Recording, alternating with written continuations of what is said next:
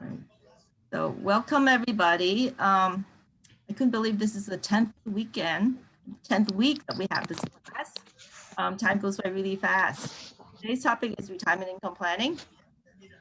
And we're going to revisit a lot of topics that we covered in the past sessions. So a little review on what we've talked about the past weeks: financial budgeting, investment basics, FICO score, net worth, buying, renting a house, buying, leasing a car, college financing, Social Security, Medicare. And now we're going to talk about retirement income planning. We're going to revisit, we're going to talk quite a lot about Social Security and, Medicare too. So, it's going to be good that you have like some idea from the past two classes. Okay. And then you see this in red. I'm going to give you guys a free class next Tuesday. I know, because I thought that we should cover estate planning. Somehow I don't have the time to squeeze it in. So I just talked to SUNY and Westchester Community College and said that is it okay? And said, of course. So there you go. I'm going to get another session next Tuesday. And I am going to invite an elder care lawyer. Okay. So just 10 minutes right before the class. The first 10 minutes.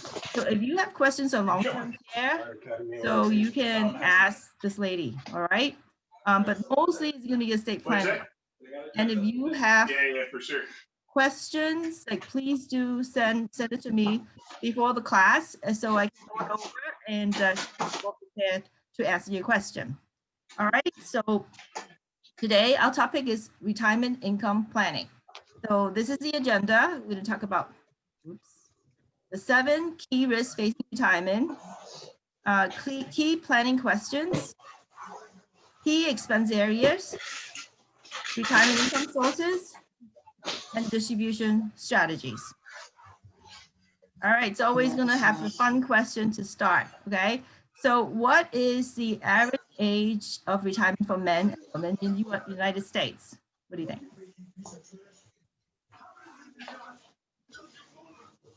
What is the average age? Yes, for men and women. No guess? All right, we'll just tell you the answer then. I was muted, 62. All right, so for men it's 64, for women it's 62. So you're right, 50% of the people, okay, women 62. Now, at the age of 65, longevity, if you can reach 65, and if you're a guy, we expect you to live till 83. Okay, so it's another 20 years, 20 years. So for women, if you make 65, we expect you to live to 85.6 years. So that's like more than 20 years. So in other words, in planning for retirement, you should really think about like at least 20 years. So people say, oh, I'm not going to live that long. Don't worry about 10, 15 years. No, I mean, the numbers here is showing that you're going to be living for another 20 years if you make 65, you got good health, or even longer. Unfortunately, 33% of the retirees say goodbye to the jobs. Only 33% says goodbye to the job when they have planned. So a lot of times it's unvolunteered retirement. So that's something that you have to think about too, plan ahead for unexpected circumstances that happen. Here's another trivia question. What is the ideal retirement saving that you should have at retirement? How much should you have? Let's say if you're going to retire 65 or 67, what is the amount of retirement saving that you should have in your bank account?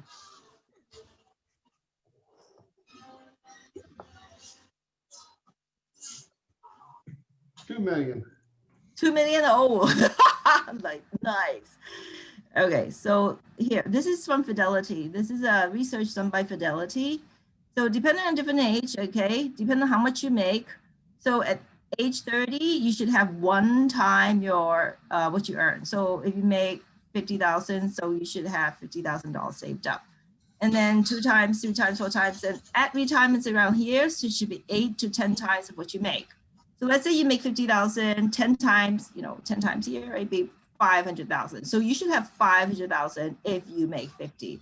If you make 100, you should have $1 million. But what the average retirement saving of America is only 200,000. So we really on the same. So that's not too good. Let me show you some more statistics. Okay, so this is the savings by age group. So for people 20 to 29, their average savings is about 12,000. So 30 to 39, 45, and then 100. So around, retirement age is about 200,000. Now, of course, a lot of this has to do with your income. So bottom 20 percentile, household income, okay, it's about 23. And then like, who says like $2 million? You must be top 1 percentile of your income. That's where people make, save like $2 million.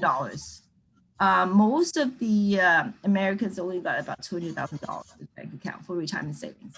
So we all need to save a bit more. All right. All right, so let's try the video. I hope like this is gonna work this time.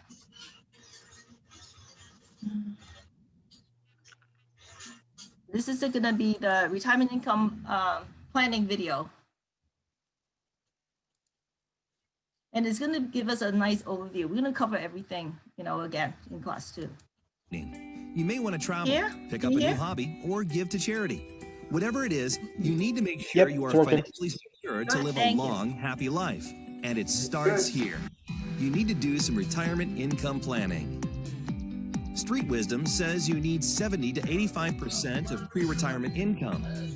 But the EBRI Retirement Confidence Study found that high-income men required 119% replacement and high-income women required 129% replacement. The major planning point here is nursing home and uninsured medical expenses. Why is retirement income planning hard? We don't know how long we will live. Our healthcare costs are also unknown. Everyone's circumstances are different. Are you single, married, living with dependent children or parents? Finally, what are your views of retirement? Will you work, play, serve for a nonprofit, or care for family? Are we prepared? 47% of us are at risk of a retirement shortfall, which means our income will not meet up with our basic expenses. Even at the highest income levels, 27% are also at risk of meeting their basic expenses. We cannot rely on Social Security and Medicare. They are insufficient, except for the lowest income individuals. Reasons for shortfall. 50% of retirement income shortfalls are due to healthcare costs and long-term care needs. We need to incorporate solutions to handle end-of-life care in our planning. Some decisions need to be made. What is your Social Security withdrawal strategy? How can you maximize claims? Can I afford to live in my house? What is the best way to tap my home equity? Reverse mortgage, downsizing, renting out space? Financial. How should I allocate my assets in retirement? What is a proper withdrawal rate? There are multiple retirement risks that need to be addressed.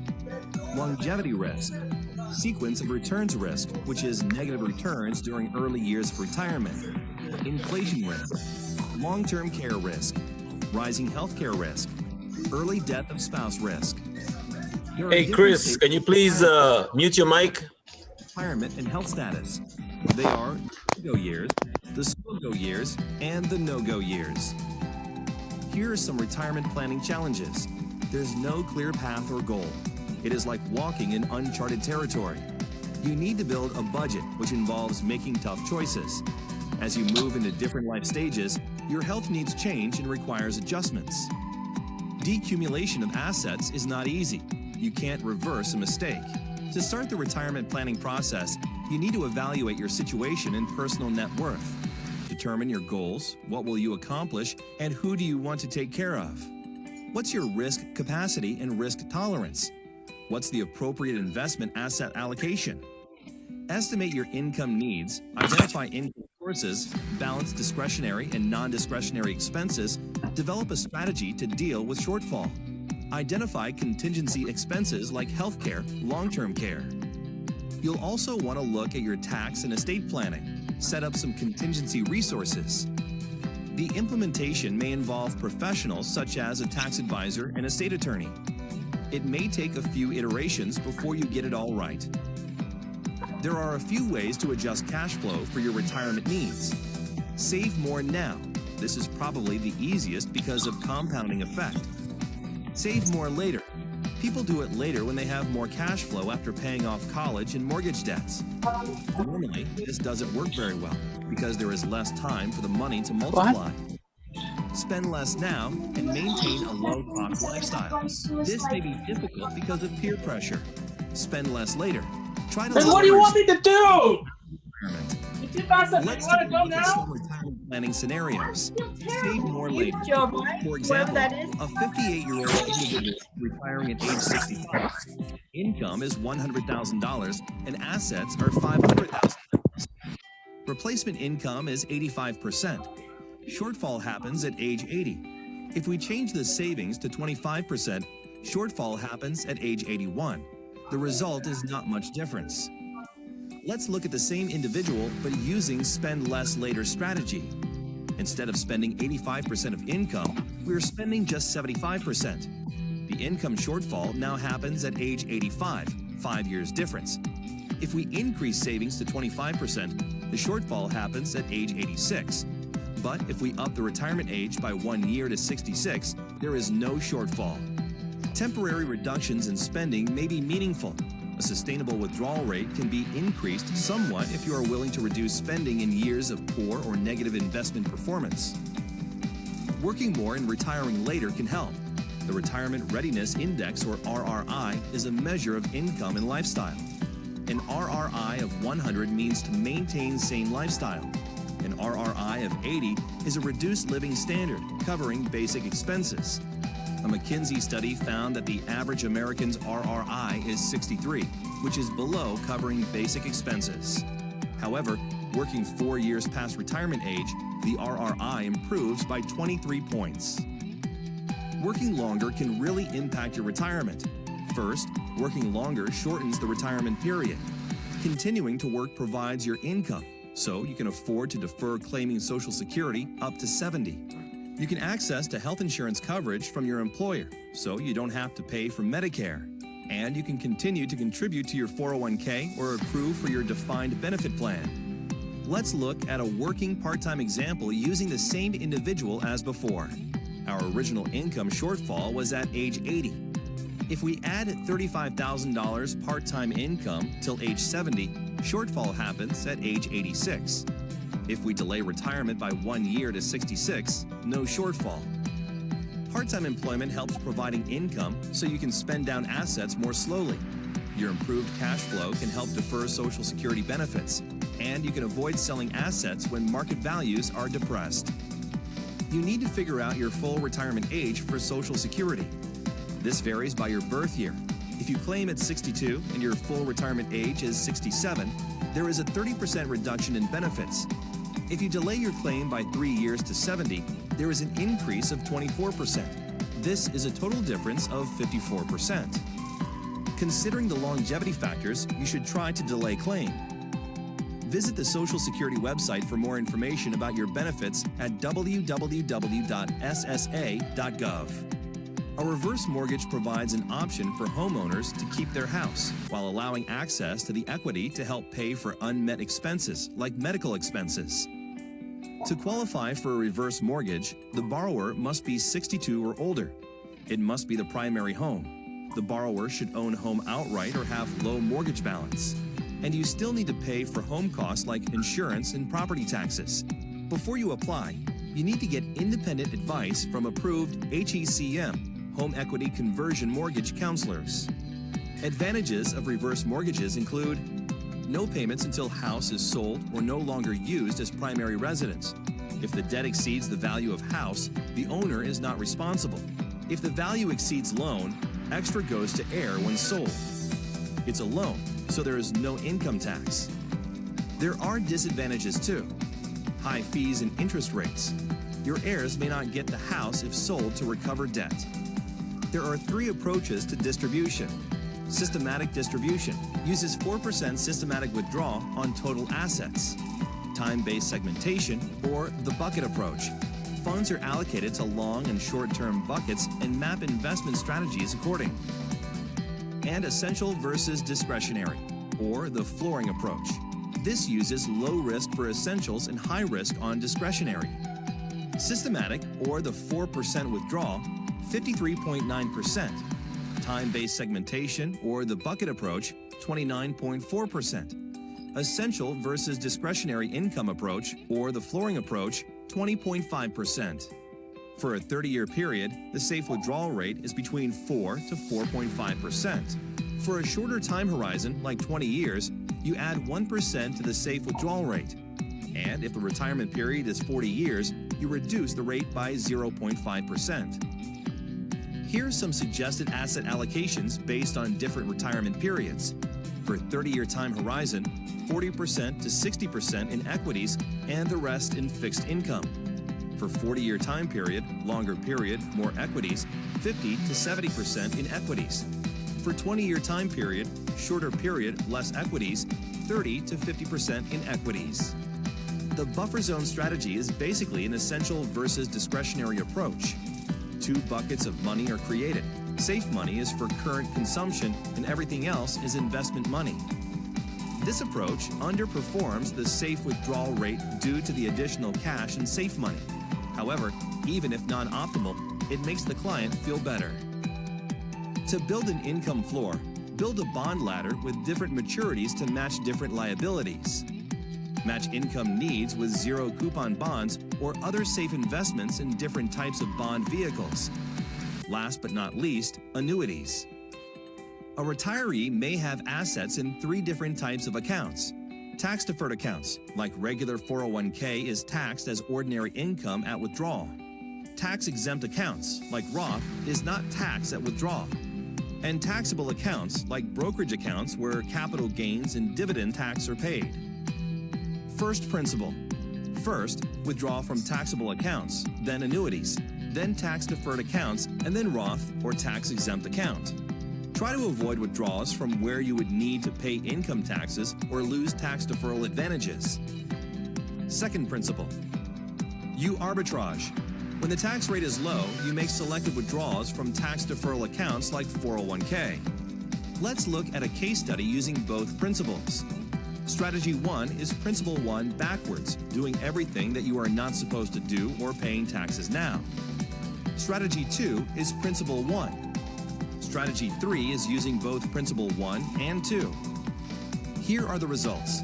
The third strategy is clearly the winner.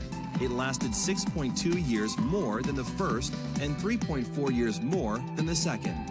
Thank you for watching the Financial Wellness Tower Retirement Income Planning video. To continue your education on financial... Oh, this is like a lot of information, so we're gonna go over it again, so don't worry about it, okay?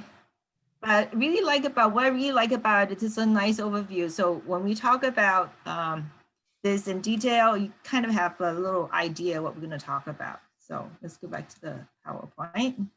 So we just watched this video. I'm so glad that the audio is working today, right? So we talk about some risks for retirement, facing retirement. I'm going to hear a few risks. So market risk, you know, if the market dropped 30%, of course you're scared.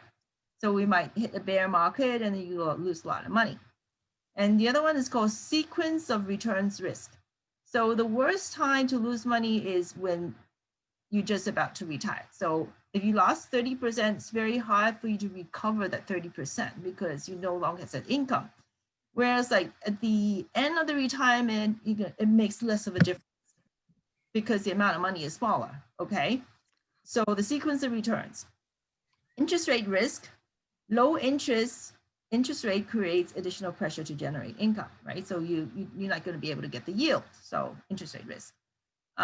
Investment behavior risk.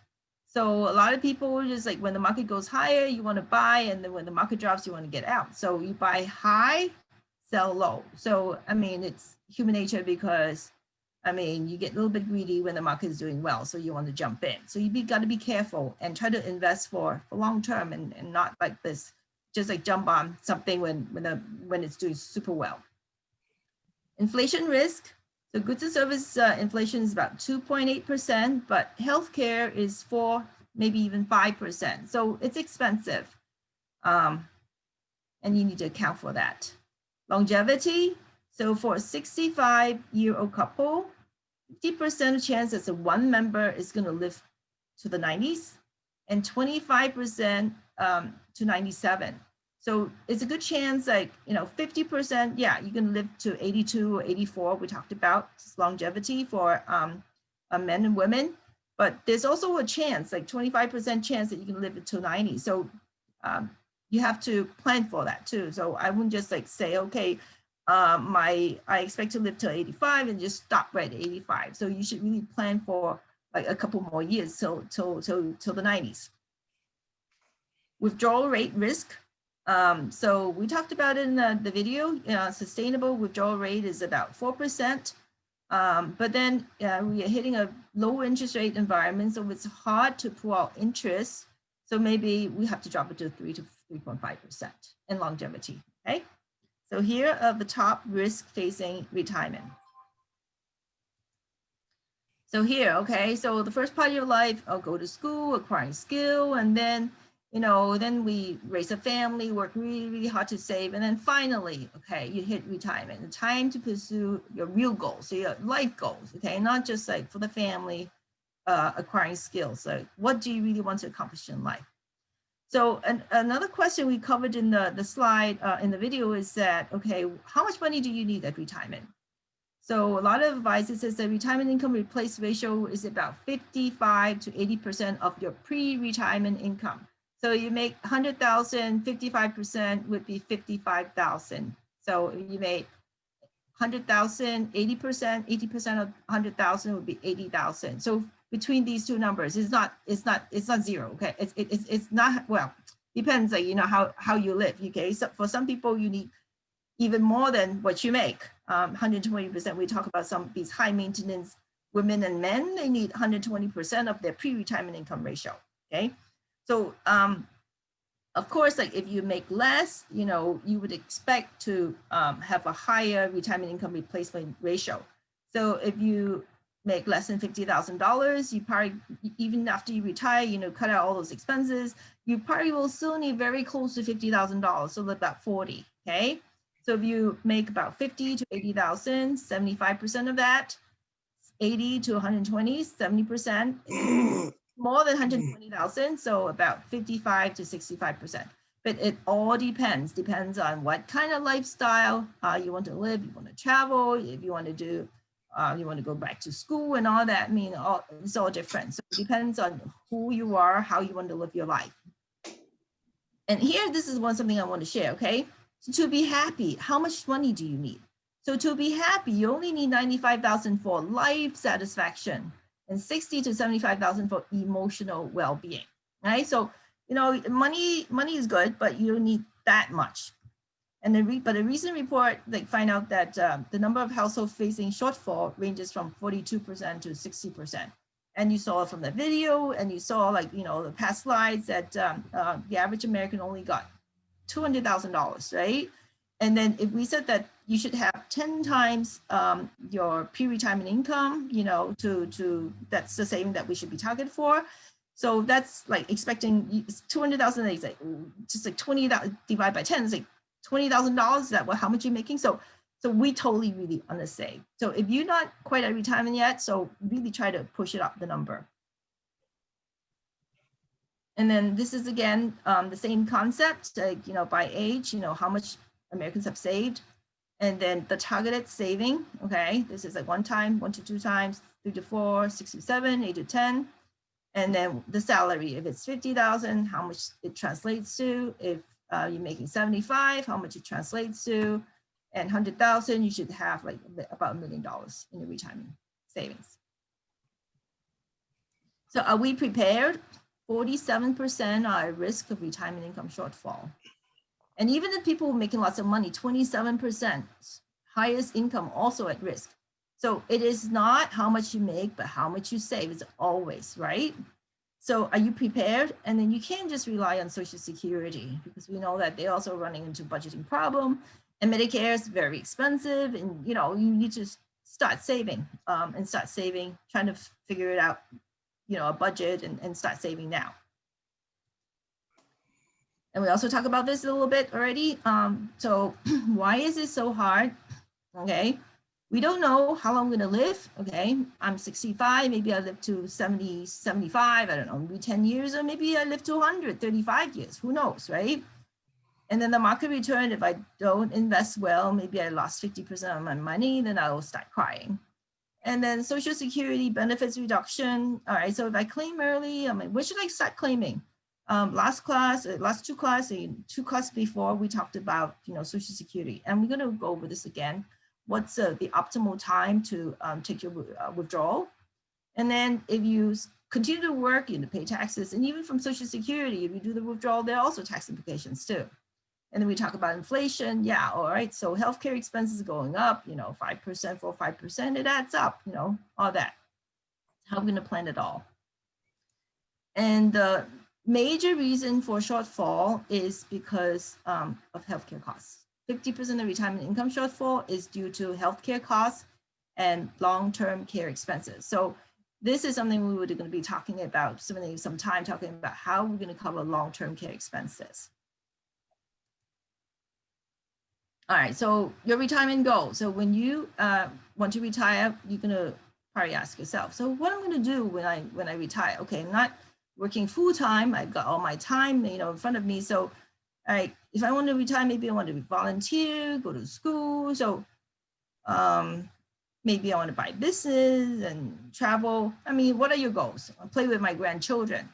So what are your retirement goals? Because these retirement goals is going to have an implication of how much money you need to spend. Like, what is your retirement budget?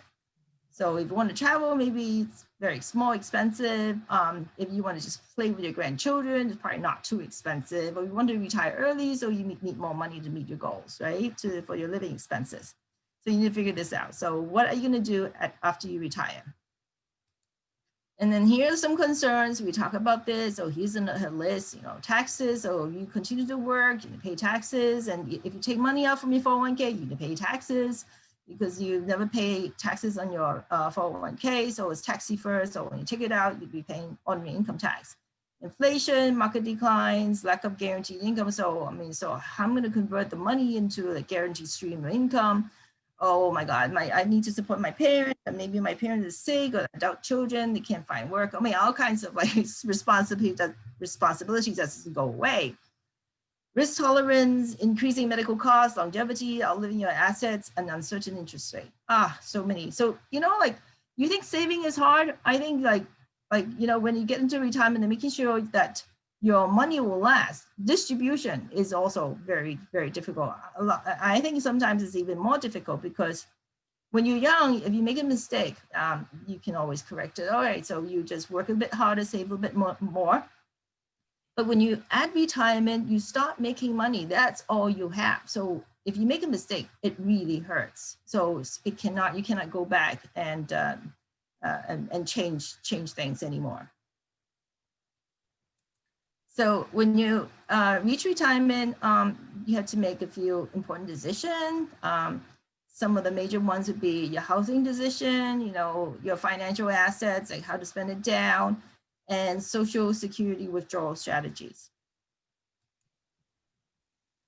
You need to ask the right questions before you retire. Okay, longevity. So as I plan for my retirement, I'm going to plan for 20 years, 30 years. Okay, so I retire at 65. So should I plan up till 85 or should I plan to 90 or 95? Okay, longevity. So depends on your family, depends on your health. So longevity, debt, I would highly, highly recommend that you should pay down your mortgage before you retire.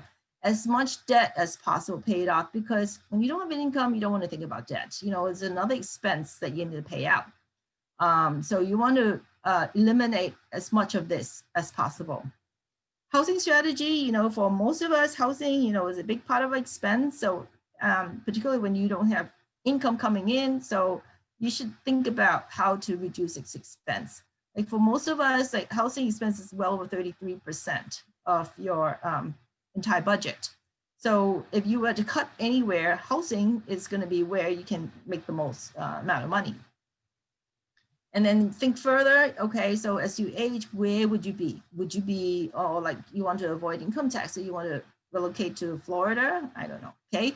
So where, okay, and like what kind of environment you want to live in, and then would you be able to get people to care for you as you get older and older? travel, that's probably when you're, younger, you were just about to retire. So, okay, you can't keep traveling forever because you get old and it's hard to travel as you get older and older. And so how much does it cost? How expensive it is, like where do you want to go? So have a budget. So this would be an additional item. I would normally do my regular budgeting, and then if I want to travel, that would be an additional tag on item. Grandchildren, would you be helping fund for their college education, or do you have any adult kids that you still have to take care of? Health issues, this is this most unexpected expense because you don't know if you're healthy. I mean, you're healthy, okay? So, but when you're sick, that can go really quickly how much you spend, particularly in America. And then if you need long-term care, that's also super expensive. So we're going to look at long-term care a little bit later, and you can look at the expensive, how much does it cost to get long-term care services. And taxes, we talk about that. Don't assume that you have $100,000 in that 401k, it's $100,000 because there's tax implications. So when you take it out, it's considered as ordinary income. So the more you take out, the more taxes you have to pay. And here, this is a longevity chart. This is the average life expectancy. So at the age of 85, for male, we expect you to live until 82.9. For female, a little bit more, 85.5. So as you go down, as we call, the longer you live, the longer you can expect to live. So if you're at 85, it's 85. Wow. So for male, then we expect you to live till like 90, almost 91, and female 92. So as you see, 92, then you be 95.5, 96.1. Okay. So here, this is a chart very interesting. So 1880, so average longevity for Americans is about 40 years, okay, 40 years, and you say bye-bye. And then like here, so 1940 is about 60 years old, and keep growing. And then in year 2080, we expect the average longevity is 100 years. So if you're 60, you think you're old, no, you still have 40 years, so you have a lot of time. So, and then people were more educated with longer lifespan too. So I thought it's interesting. And we talk about this too. This number is 50% chance of people hitting. For male 83, female 86. But there's a 25% chance of male hitting 89. I mean, be healthy, 89, right? And I told you my dad is 92, so he's here, right? And for female, 25% chance of living to 92.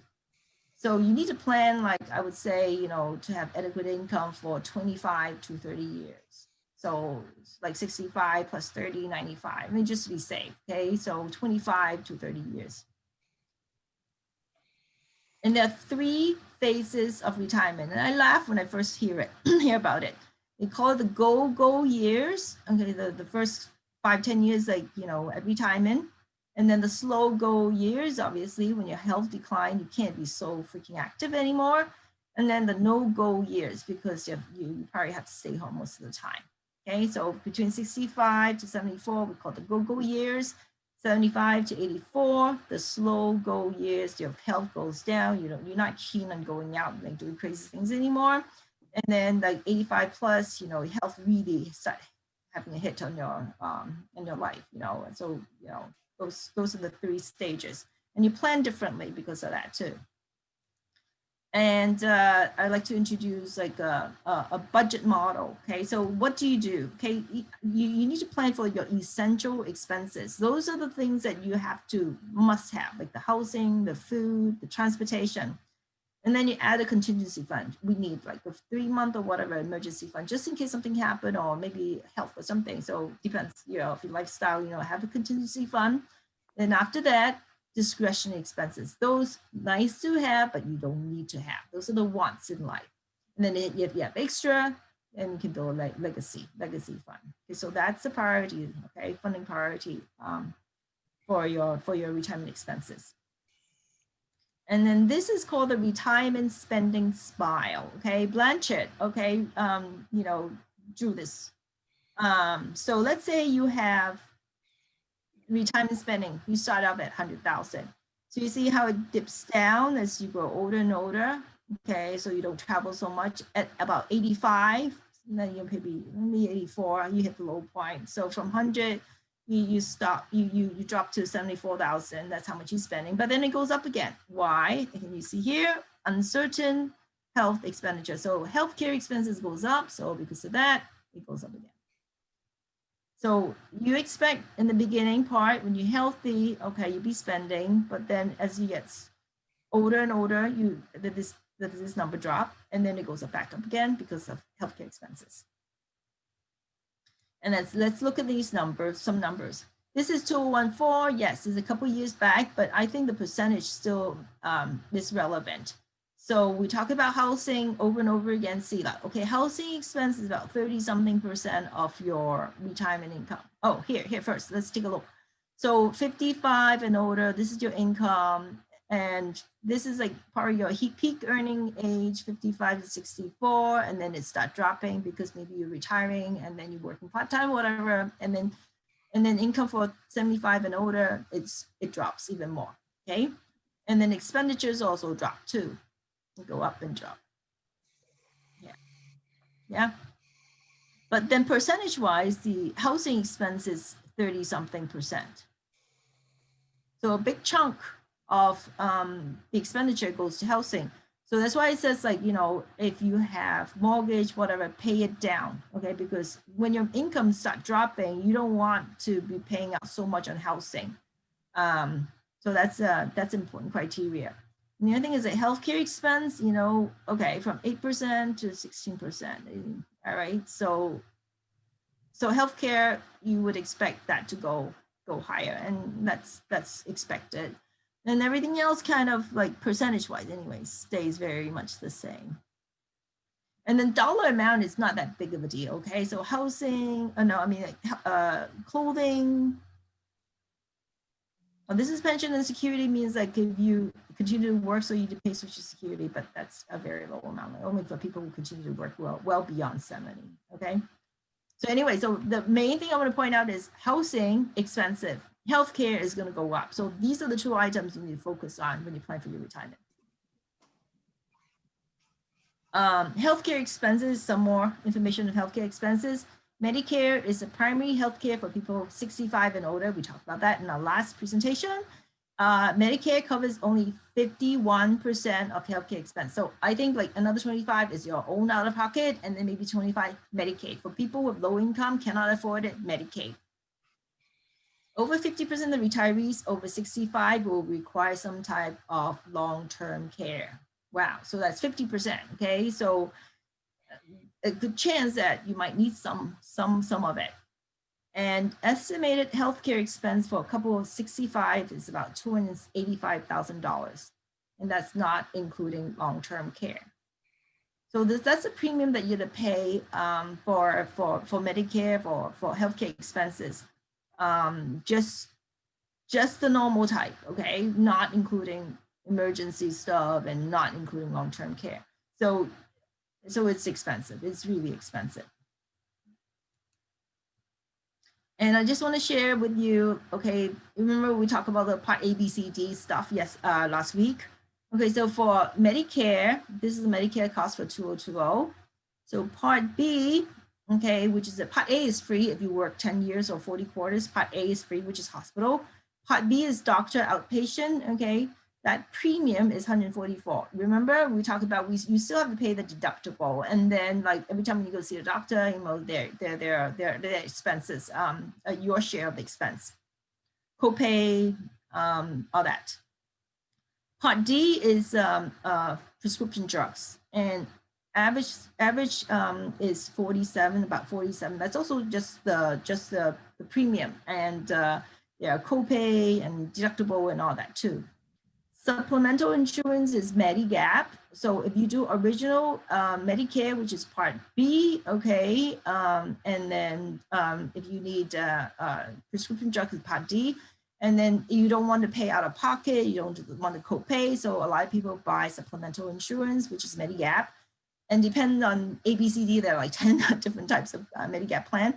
How much coverage you want, so it ranges from $70 to $270.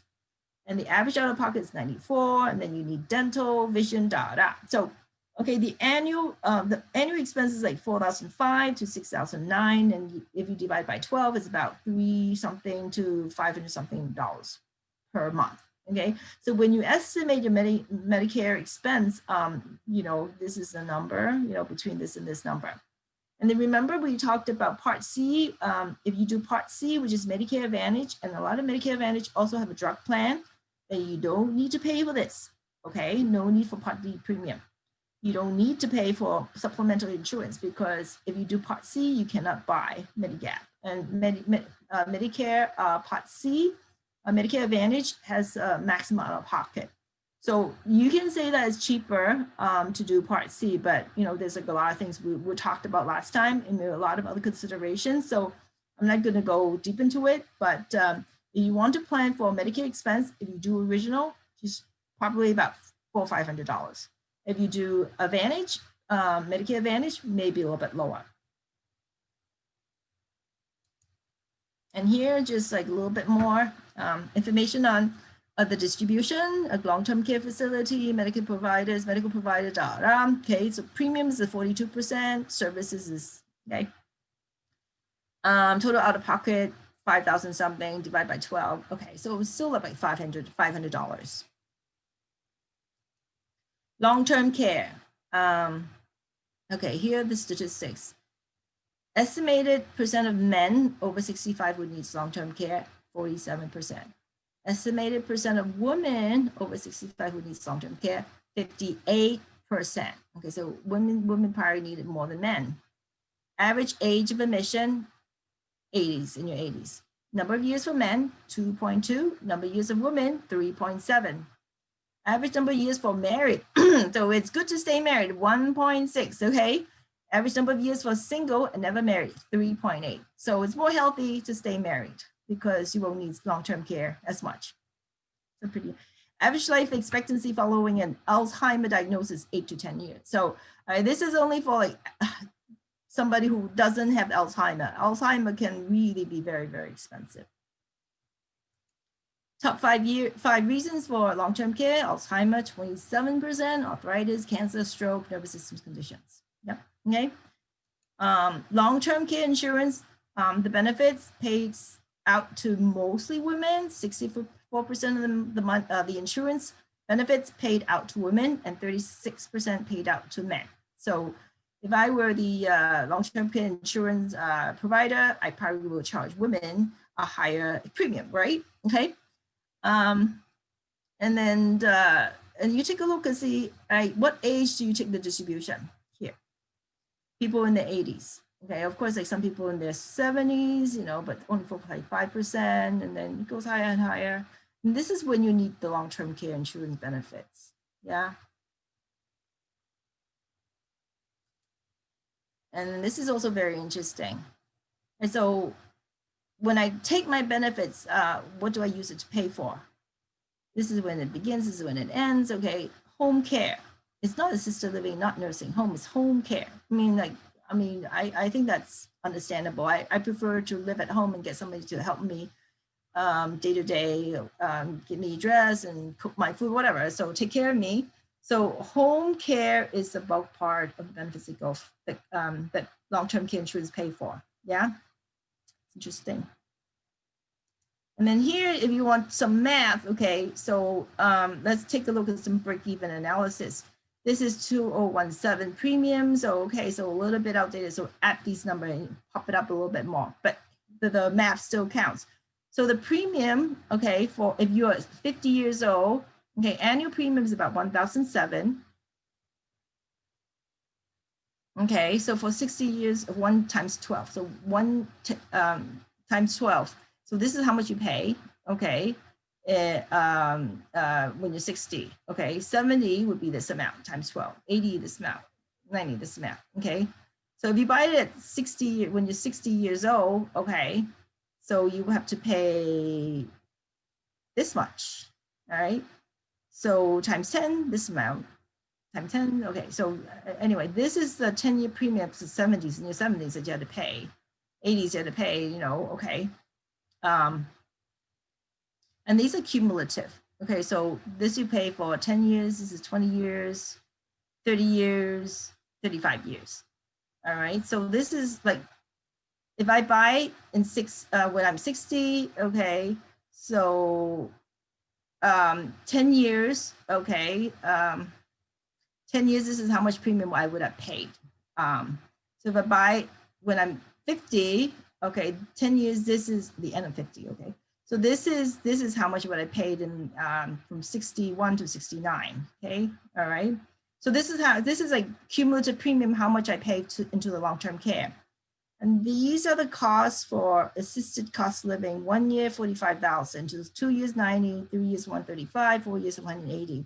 Nursing home, of course, more expensive, 86, 173, very expensive. 4 years is like, wow, like $347,000.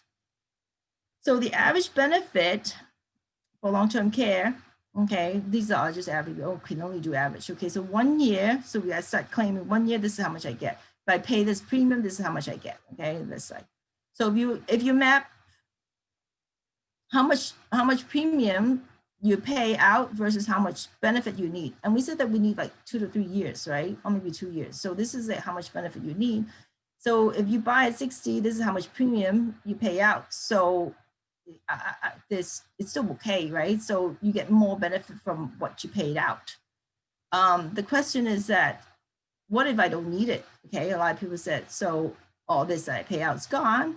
So, you know, I don't like that. I don't have a lot of cash anyway. So why should I be buying long-term care? But this analysis is basically just showing you that, you know, if you need it, you buy it, you'll make money, okay? Because the benefit will certainly help you pay more than pay for your premium that you spend. And then if you look at this amount that you're gonna get from long-term care benefits, it should be able to pay off your assisted living, but nursing home, it's still not enough. You still have some out of pocket. You won't be able to cover the nursing home. So that's an issue. And home care is $131 a day, which is lower than this daily benefits. So if you stay home, then the long-term care benefits should be able to cover your home care costs, okay? So this is just like some rough estimate just to show you that long-term care insurance, if you need it, you will certainly make money off it. It's a question that would you be, and 50% of us would need long-term care at one point or not, one point. And then the government wants you to buy long-term care because he thinks that you need it. So gives you some tax advantage. These are the amount that you can deduct off your taxes. Okay, so that's for 2019 long-term care insurance, federal tax deductible limits. And the other interesting thing is that, all right, so I prefer to, if you look at this chart, I prefer to wait, okay? It's cheaper to wait, right? So, all right, so, but they also know, I mean, that the long-term care insurance provider also know that, you know, it's better for you to wait, but then your health start deteriorating. So these are the percentage of rejection. So if you're 49 or younger, it's not guaranteed issuance, okay? 16% of the applications are rejected. And you see how it goes up. So 50 to 59, like 1/5 is rejected, and then 1/4 is rejected, and 65 to 69, 32.5%, like 1/3 of the applications got denied. And then when you try to buy it in your 70s, like about 50% of the applications are rejected. So when you want it, you might not be able to get it. So if you think you need it and you don't want to worry about it, and you think that, you know, from your family history and all that, most likely you would probably need 2 to 3 years, then might as well spend the money and buy it, okay? And this is like for people, you know, who don't have the income, or, I mean, like, because long-term care can be so freaking expensive. When you look at this, like $300,000, $400,000, okay? So maybe you need to, you know, think of other ways to fund for long-term care, particularly if you have Alzheimer. So if you need Medicaid, then you just spend down your assets.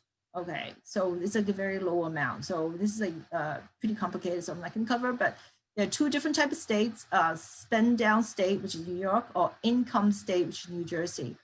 Spend down state means that you have to spend down your assets. So, maybe like, spend everything down to $30,000, and that's all you got to qualify for Medicaid, and then Medicaid will pay for everything. Or income state in New Jersey, so you only allow a very small amount of income for the applicant and the spouse. And the rest is used to pay for medical expenses, and whatever the difference the state will cover. And this is very, very key, okay?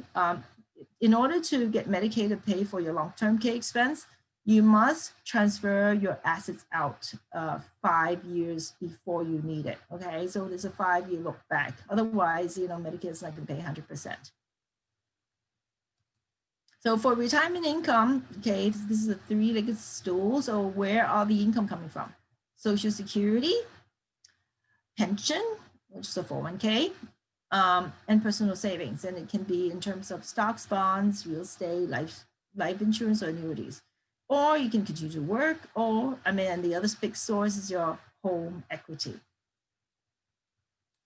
And let's take a look. So where is it coming from? Social Security is about 33% of the retirement income source is coming from Social Security. Part-time income or earnings, like actually still a lot of people working then, because like 31% say part-time income or earnings. 401k, 18%, and personal savings, 10%, others 4%. That's pretty scary, because Social Security is 33% and the savings only 10%. And more than half the workers, 53%, expect to work past 65. And we just like talked about like most, 1/3 of them like just, they want to work, but they're not, they weren't able to work because of other reasons. Yeah. And then a lot of people plan not to retire at all. And then here, this is interesting. Okay, 1962 average, this is like men, this is women. Okay, so people retiring at 65, and then maybe the times are good, so it drops down to close to 61, 62, and then goes up again. Oh, I can't afford it, so it has to go back up again. For women, it used to maybe women don't even work then, 1962, it's about 50 something, early 50s. We keep popping up. So it's about 62, still lower than men, yeah. Okay, so that's the average age of retirement for men and women. Social Security. Okay, so I'm just going to talk about it a little high level because we covered it in depth in our class like 2 weeks ago. You need 40 credits or 10 years to qualify to get Social Security payouts. It's funded by the FICA's payroll tax, 12.4%. And then you need to know your full retirement age. Okay, why? Because the earliest you can take your Social Security is age 62, but if that's your retirement, full retirement age is 67, then if you take it early, then there's a penalty. There's a withdrawal penalty. So if you're born in 1960, okay, assuming that you take it at 62, so 5 years earlier, your penalty is about 30%. But your full retirement age is 67. If you push it out and you don't take your distribution until you're 70, then you get an additional income of 24%, 8% a year times 3, 24. So that's quite a lot, okay? And here are some more numbers. Okay, so like estimated Social Security distribution at different age and income. So just to give you some type of idea. So if I make 100,000, let's say, and if I want to take it out at 62 and my full retirement age is 67, this is how much I'm expecting to get. And 67, this is how much, and 70, I get more, all right? So if I make more, okay, so it's a little bit higher. And then assuming that this is the income that I get before I retire, $50,000, and I'm getting 19 from Social Security, that's a replacement ratio of 38%. So Social Security is paying like 38% of my $50,000 pre-retirement income. So just play around with it and see where you belong. So I make $75,000. If I do this, I only get 30, Social Security is going to pay 33% of my pre-retirement income. Okay, so this is just like rough percentages. And then last time we talked about break-even analysis. We did break-even analysis. So there's a cost of living adjustment for Social Security is like 1.7%, pretty miserable, right? So the break even for LE is life expectancy. Okay. So if your life expectancy between 62 and 67, then I mean, if I don't expect to live too long, then yes, okay, withdraw early, 62, and then so forth. So for people who would expect to live way beyond 86, and you probably want to wait until 70, so push it out to the max, you know, don't start early.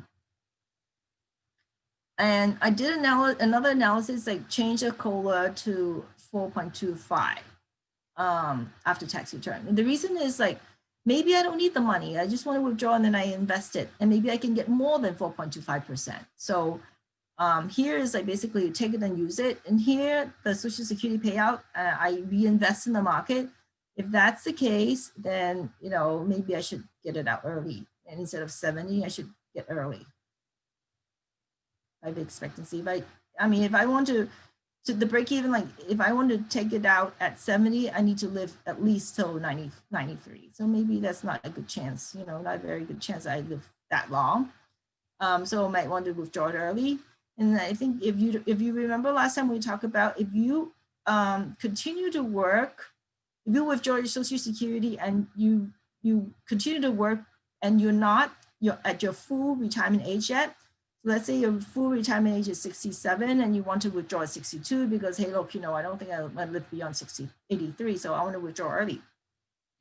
And you continue to work. So there is an earnings limit test. So benefits are withheld if you make over $18,000. And then there's another bend point.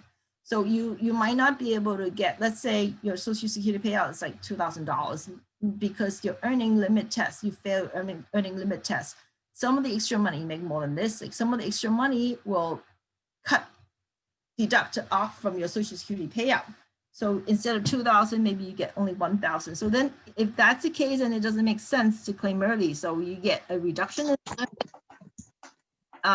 because you withdraw early, and then you also get an earning limits test reduction. So maybe you want to just wait until full retirement age, because like at full retirement age, the earning does not apply anymore. Home equity. So 55% of Americans' net worth, age 62 above, is tied to home equity. So a big part of your net worth is your home. 90% of the people age 65 want to stay in their current home. Maybe they're just protecting each other. Right, and then here are a few strategies to lower your housing expense. Hey, Chris, can you mute, please? Chris? Gosh, oh yeah, I gotta go back to my phone, guys. Thank you. Okay, so a few ways to lower your housing expense: downsizing, so reduce the payment and get rid of the debt, or you have some co-living arrangement with your relatives. And then the other thing is like, it's not really reducing housing expense, but how to get money out from your home. So we're gonna talk about reverse mortgage. It's pretty complex, okay? But it works for people who needs it. It's a loan against your home equity, and you can get it a lump sum, monthly, or line of credit. These are the requirements: age 62 or above, and max borrowing amount is $765,000, no more than that, okay? And maximum of 50% to 60% of your home. So 50%, 60%, max this amount, yeah? And it must be your primary home. And then you need some counseling, credit counseling from FHA, approved counselor. And then the very important thing is that if you have like liens or whatever, you're not gonna be able to take distribution until you pay off all those liens. So you approve 500,000, but you have 250 in mortgage, then you must pay down this before you can get access to the funds. So they're smart, okay? If you have a lot of debt on the house, okay, you know, so it's not safe for me to give you that mortgage, reverse mortgage. So, you know, just to protect themselves. But a lot of people, maybe they have a lot of home equity and they don't want to go anywhere. They want to stay in their home, so they prefer to do the reverse mortgage. The advantages, no payment on the loan. So long as I live there, okay, you can't get me out, okay, all right. And the money is withdrawn tax-free. And it doesn't affect your Social Security or medical benefits because it's not considered as an income. So there's no taxes. And no tax on distribution too. So it won't like you remember when you consider the Medicare premium, it's income adjusted, all right? And Social Security tax, it's also income adjusted. So this is not considered as income. So that's great. And then the equity line of credit grows at an assumed inflation rate. So whatever it's like 700, whatever 765, let's say you approve this amount, it will grow at assumed inflation rate. So it gets bigger. It can get bigger. And when you get the money, you can use for daily expense, home repairs, all this, okay? And then they can't kick you out. The thing is that you have to live there. It's gonna be your primary home. And then what if you need to move to a nursing home or not, all that? That's very complicated. And here is a little summary, okay, on long-term care funding. So we talk about long-term care insurance. If you need it, it actually does pay, okay, but then you need to continue paying the premium. The minute you stop, the benefits stop. Life insurance with long-term care rider, this is another way. So, okay, so long-term care insurance, I don't like it because let's say I pay 20 years, but I just, bye-bye. I never need long-term care. So that $100,000 I pay into the premium is just gone. So what about buying life insurance with long-term care rider? So if I don't need the long-term care, somebody will benefit. My beneficiary will get the life insurance benefits, but it's a little bit more expensive. Okay, so it's more flexible, but it's more expensive.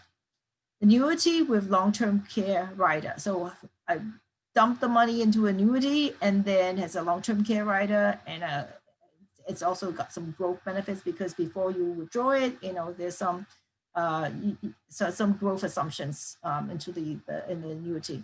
The disadvantages that you have to upfront the money, okay, to fund it, and then the annuity income is taxable, but it's easier to qualify. And reverse mortgage, we talked about it already. The benefits is like payments are not taxable. That's a big thing. And the line of credit grows with an assumed inflation amount. So whatever that's the amount that's advanced to you, $500,000, after 10, 20 years is not much money, right? But it continues to grow. So that's a nice part. That video, we actually covered this. So let's just talk about it quickly. Most of the investment advisor likes this one, and it's pretty obvious because it's the simplest and easiest to maintain. 4% of whatever the money you've got. So just take 4%, and then statistically, people who did the research should be able to last you 25 years. So easy way to look at it is like whatever. Let's say I have $100,000 in my retirement account. Just take $4,000, and I should be able. The money should last me 25 years. So 100,000, 4%, $4,000. So that would be the extra money that I can use to fund for my non-essential expense. Okay, and this is like different buckets. So you target your short-term needs and medium-term needs and long-term needs. The long-term needs are 15 years, so I can invest in something a bit higher risk, medium risk, lower risk. Maybe this is more like cash. Okay. And this is like mapping low risk for essential expense. So like, if I need to pay for my housing or whatever, I better like make sure that the money is around. So those investments will be lower risk, higher risk for discretionary expenses. This is like a pain. It's like most of the advisors would probably recommend this, just because I also know people do this too. But then the easiest to run the money is using the systematic distribution.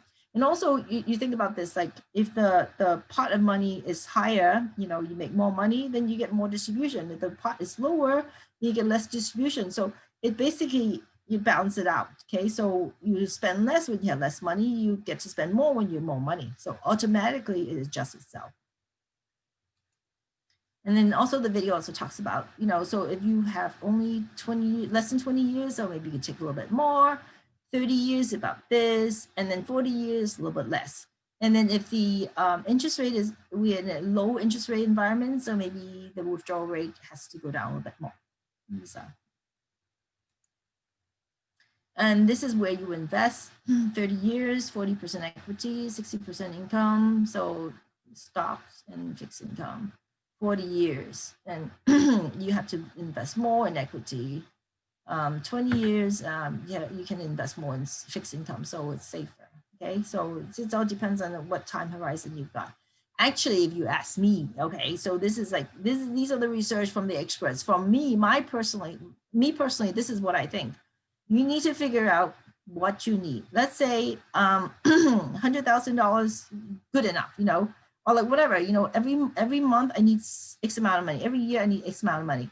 The rest that I don't need, I would like put in much. If I don't need the money, why don't I maximize for my investment return? This is like for the whole pot of money. If I really have like $1 million, everything in the 40-60 doesn't make sense. But you know, here, this is just like my thinking. Withdrawal strategies have also been covered, okay? So what you really want to do is you want the money to continue to grow tax deferred. So you want to spend the money where you don't have to pay taxes, okay? So taxable account, okay? And then you want these or this tax deferred, tax exempt Roth. If you don't take it out, it will grow tax deferred. And there's advantage because you don't have to pay taxes. The money, you keep deferring taxes, you keep making money, keep growing. So that's really the idea. And then the other thing is that it also depends on your income. So let's say you took a gap year, you're not working. So you have zero income. Hey, look, if I have zero income, I mean, at least I get $10,000, $15,000 of $20,000, probably very low income tax. So maybe I should withdraw from here, tax deferred accounts, right? So if it's a good year, I'm making lots of money, then I withdraw from my taxable account, you know, maybe Roth if I don't have any more to withdraw from. So that's what it meant, you know, the video when it says that I arbitrage. So depending on your reportable income that particular year, or you lost your job, so oh look, let me just withdraw this to pay some taxes here since I have to pay taxes anyway, eventually now or later when I take the money out. So I take it out when my tax rate is low or like, you know, acceptable. Let's say 25% is the max that I want to pay my taxes. So you do that. And then anytime when it hits beyond the 20 whatever percent tax rate, then you withdraw from Roth or your taxable account. So that's really what it meant. So the winning strategy is that you arbitrage.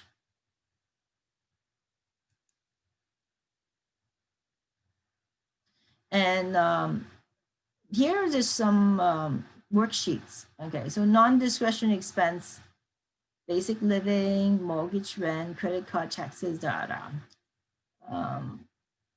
discretionary, travel, hobbies, luxuries, gifts, Then so you go figure out what is your non-discretionary expenses, total amount, and then that is the income that's the spending that you will have to make regardless whatever happened, right? So that's the minimum spending, and these are good to have. Okay, so do prioritize, do this first, get the numbers, prioritize. How much is this? And then, you know, if this is too high, then you need to work on cutting some of these back. And then you prioritize what is more important, what is less important, okay? And the assets, a lot of people don't even know how much money they've got. Okay, so that's why I list out everything. So you have a 401k, 403b, or you work for multiple companies, I don't know. So do you have a SEP IRA, profit sharing plan, pension plan, non-qualified, And then how many accounts, you know, Fidelity, Schwab, TD, I mean, there are people who just, maybe they have a small amount of 401k somewhere and they've forgotten about it. So take inventory of all your assets, life insurance, real estate, everything, okay? So this is your total retirement savings investments. Expenses and your income, right? And then you think about distribution, which bucket you want to take the money out from. It's pretty complicated. Yeah, and then you have to think about taxes, okay, federal, state. So, I mean, a lot of people, when they do this, they forgot about taxes. So, like, let's say if you make $50,000, $60,000, you assume a 20% tax, okay. It's not, I mean, 20% tax is not very high, but if it's federal, state, local, I mean, it can add up. So whatever you see is not exactly what you get. So, and then you figure out, okay, with all that, so what is your shortfall? So let's revisit this. So how do I do this? So first of all, I look at my essential expense. All right, so minimize my debt, pay it down. Okay, because I talk about mortgage, you don't want all this. Like, it's just like too much to think about when you have a lot of debt. It's stressful. If housing expense is too high, think about downsizing, move to a cheaper place, okay, your kids are grown, so you don't need to live in a very expensive neighborhood. And budget for medical expense, we know that, the 5% inflation, it goes higher, as I get older too, and I'm probably have more advanced medical needs. Budget for food, transportation. These are your essential expenses, okay? And then try to, before you retire, try to minimize your debt. Non-essential expenses, travel, education, restaurant, you name it, okay? And what's the total cash flow? And if it's not enough, okay, maybe I pull in some part-time income. You saw from the video, so some part-time income makes a huge difference. Emergency cash for additional saving, and then to cover my shortfall. So these are the higher level concepts, figure out your essential expenses, non-essential expenses, and if there's a shortfall, part-time income, all that. So let's look at some numbers. All right, so this housing, okay, medical, food, transportation, all these are essential expenses. 34%, wow. Okay, so total essential expenses about 81%. So, and then I have some non-essential expense, $10,000, total 53, right? So I need to find that amount of money.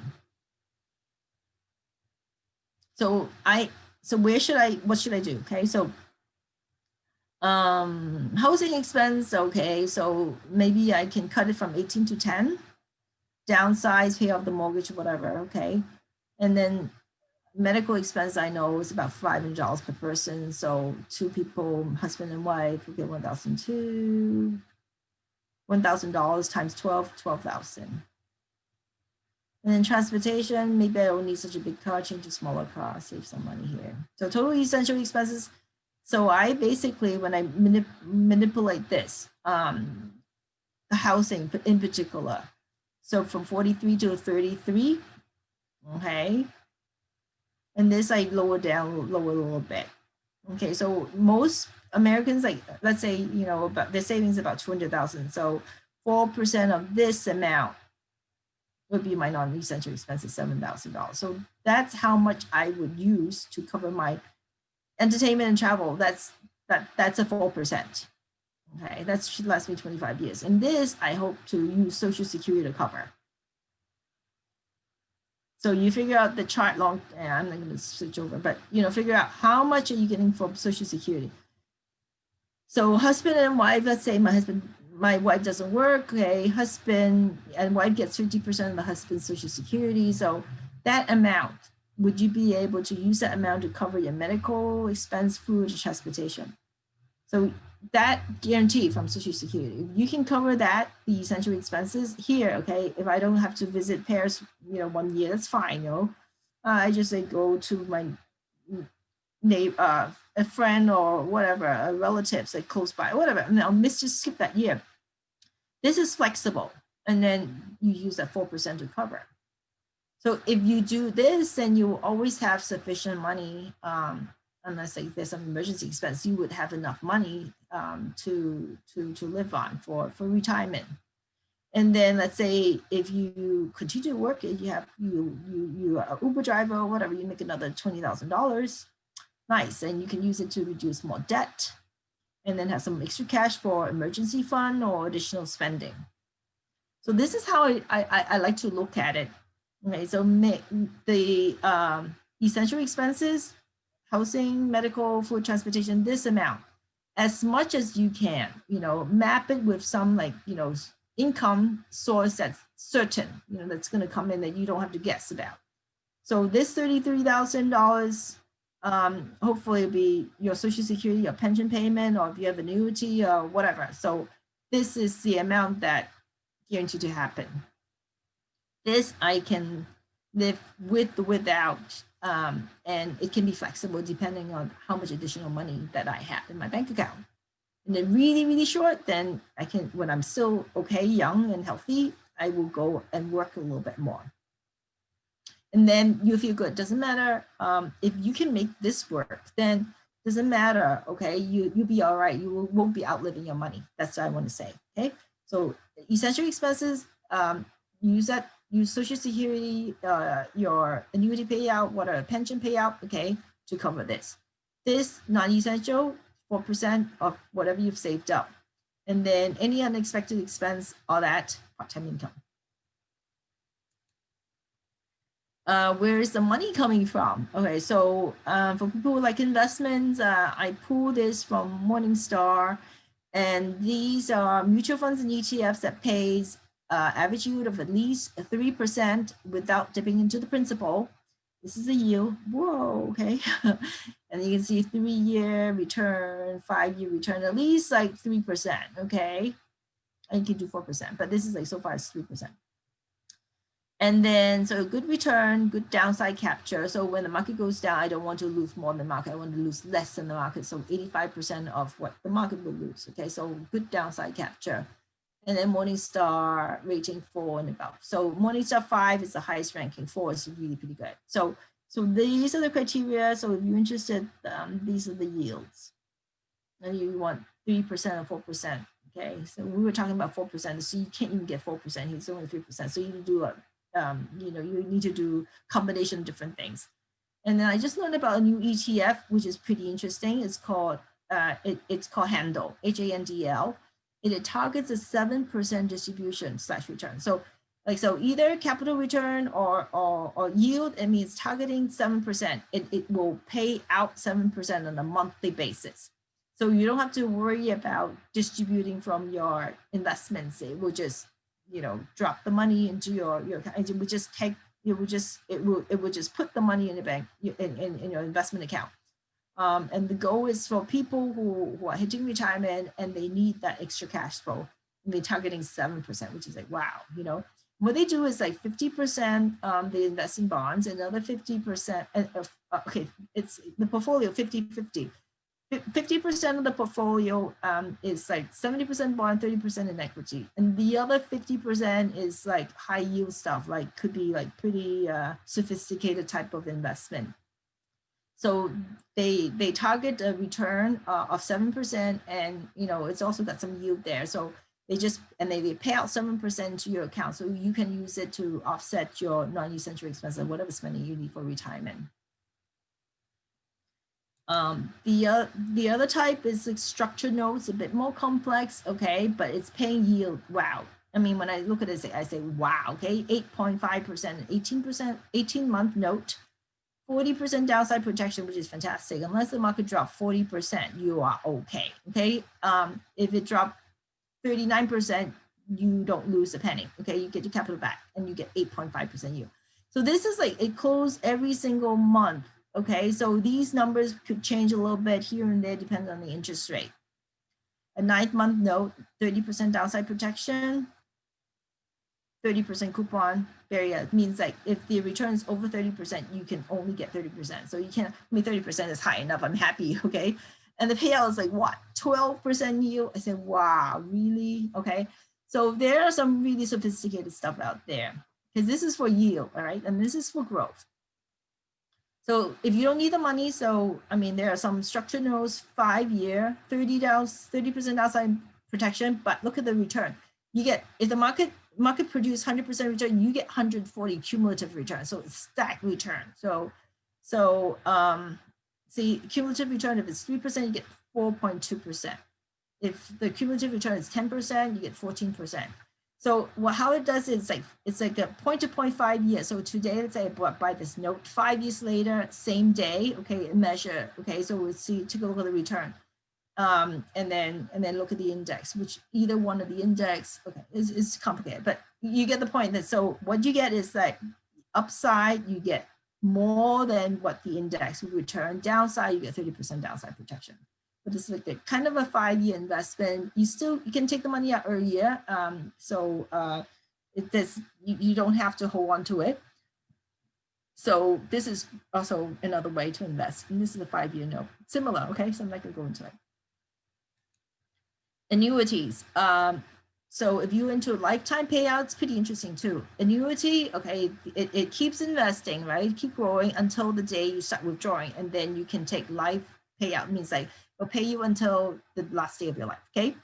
So there are many different ways and many different annuities. So some of the some is like 10% downside protection, some 20, some 30% downside protection. And then for 10% downside protection, so you don't have as much downside protection, upsize unlimited, 20% downside protection, 500% cap. I mean, all right, so I'm okay, 500% cap. Anyway, so these are the information on how you invest. Interesting thing is here, okay, so if you take distribution at 60, you get 4.38% for life, and for women, 4.32. So if you worry about where the money is coming from, you get like, this is your 4%. And then if you withdraw at 70, then this is your what you get, 5%. And if you withdraw at 80, I mean, close to 6% for life. So of course they do all the math already. They know that if you're 80, the chances are like if you live to 100 is not very high. So that's why I'm giving you this number. REITs and MLPs is more high risk. I mean, just give you some example. CIM Group, ticker symbol IRAC RACA. The yield is 6% monthly income, target return 8 to 10%. So that's another way of bringing in your yield. Here, we have to talk about Secure Act because this is 2020, all right? There's like a few changes on the IRA, okay? Before, like when you hit 70 and a half, you're not allowed to invest in traditional IRA. Now they removed that, so there's no age limit, okay? You can invest in a traditional IRA, whatever your age is. And the other thing is required minimum distribution. It used to be 70 and a half. You need to start withdrawing from your retirement account. Now they increase it to 72. And the other one is stretch IRA. So if you pass away, you give it to your kids or whatever, and then you need to take minimum distribution. It used to be the kid's life. So it's like if the kid is very young, 20 something years old, so it lives to 80 something. So you can stretch it out for 60 years. Now, no, it's the maximum is 10 years. Okay, so here's the summary of everything that we talked about. When you plan, don't plan for 10 years, plan for 25 to 30 years. And you expect to spend 50% to 85% of pre-retirement income. And it depends on your income, lifestyle, and stages of retirement. We talked about that already. Expenses, you should plan for a different stage of retirement depending on your lifestyle and health needs. Go years, and you want to travel, you want to work for charity, you want to go back to school, okay, so it depends. Housing expense is the largest expense, 33% of the total.